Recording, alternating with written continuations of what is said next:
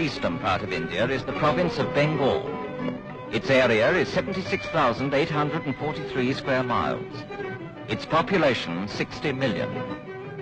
Known as the land of rivers and lakes, Bengal was once a colossal lake dotted with patches of wild, intractable land, 3 of every 5 acres of which were once underwater.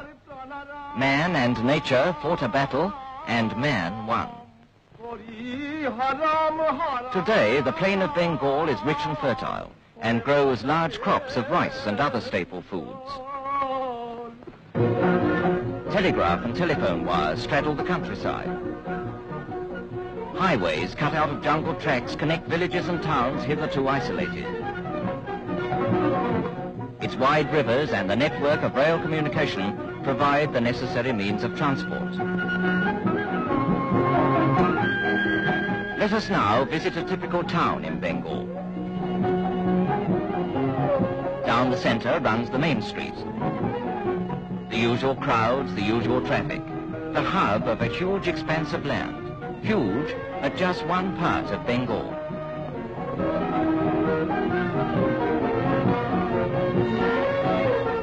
In the bazaars, there is the same buying and selling as everywhere in the world, only more colourful.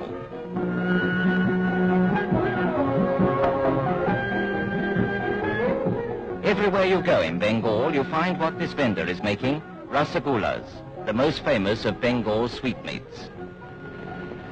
There is age and a peculiar dignity about homes such as these, which are familiar features of Bengal. The more ancient the house, the longer the family tree. There is, of course, the Hindu temple, and not far away, the Muslim mosque, because in Bengal, for every one Hindu, there is one Muslim. And now we come to the civic centre. Let us go back to the time when he started on his first official assignment as Sub-Divisional Officer of the Indian Civil Service, in short, SDO. At his destination, he is greeted by his co-workers and introduced to other members of the administration.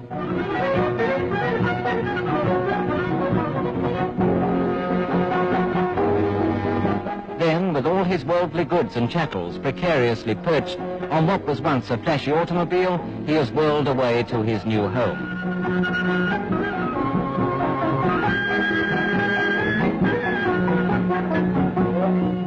His new home.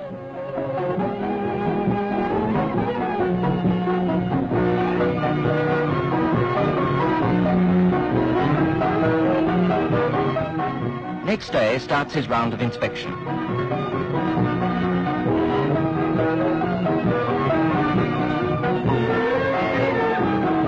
First the treasury, and then the jail.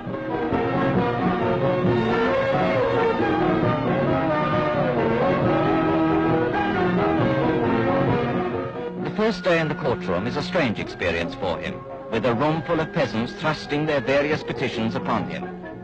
But he's learned how to keep his head and tackle every problem with a calm and ordered mind.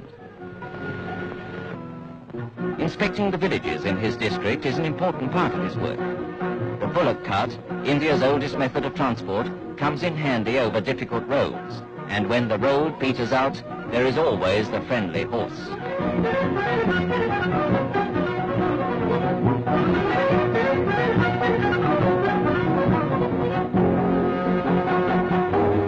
Arriving at the village, he is greeted by the elders and offered traditional Indian hospitality. His friendly manner soon wins their confidence, and they open their hearts to him. Part of his duties as sub-divisional officer is to inspect the crops and to verify the reports of his subordinates.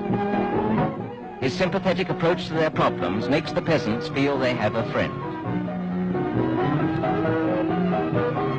The next part of his tour is done by bicycle, to meet the irrigation officer and glean information for his reports. The journey continues, a little more comfortably this time. And one stretch by boat is cool and very beautiful. It takes him to an outlying hospital, where a little active he may be, looking after the welfare of 3 million people is obviously a task too big for one man. Therefore, he has a body of other administrators working for him. Miles away from him, in every village, is a union board. Here is the president directing a meeting, deciding knotty questions about their way of life.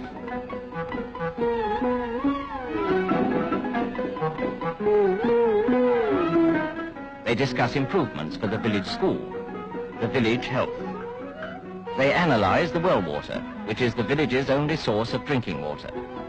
The terrible diseases of typhoid and cholera spread by impure drinking water must be prevented. The Union Board decides that a ditch with stagnant water must be filled in, fighting back the most prevalent disease in these parts, malaria.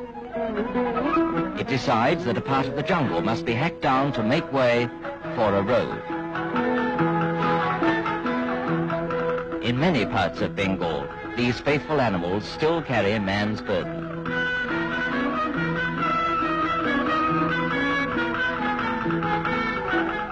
The Union Board also decides what trees in the forest may be cut down and what may not for the supply of wood. In the village there is an open-air court where the local superintendent arbitrates in minor disputes which could be settled on the spot without reference to the overtaxed city court.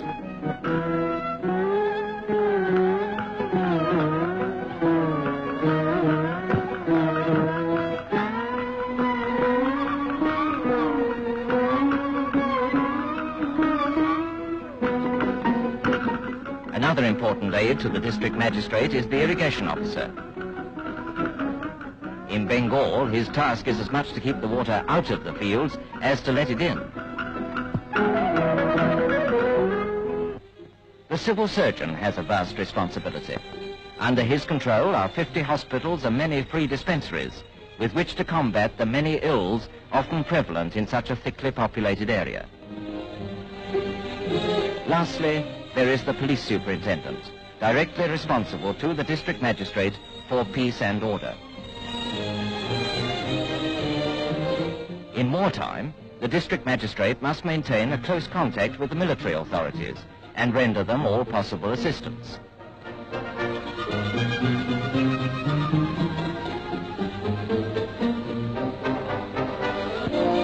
And now, having gathered all the reports of his subdivisional officers as well as his own notes and recommendations, he is ready to report to the provincial capital at Calcutta.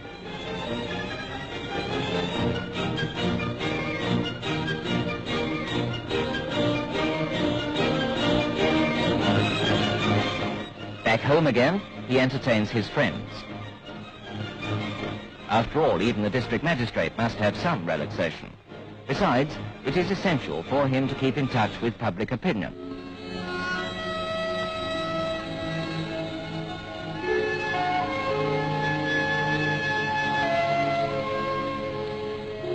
The guests have gone. Perhaps he could squeeze a few more moments of work before going to bed.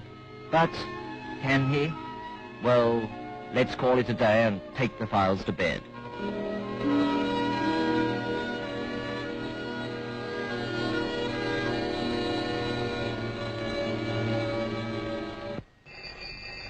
But not for long.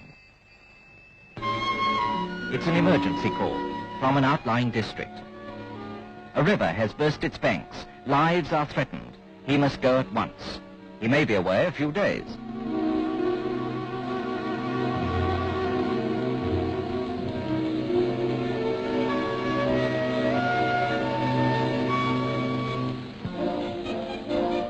As a public servant, he is always ready to give his time and energy, because his life is dedicated to the service and welfare of the people in his care.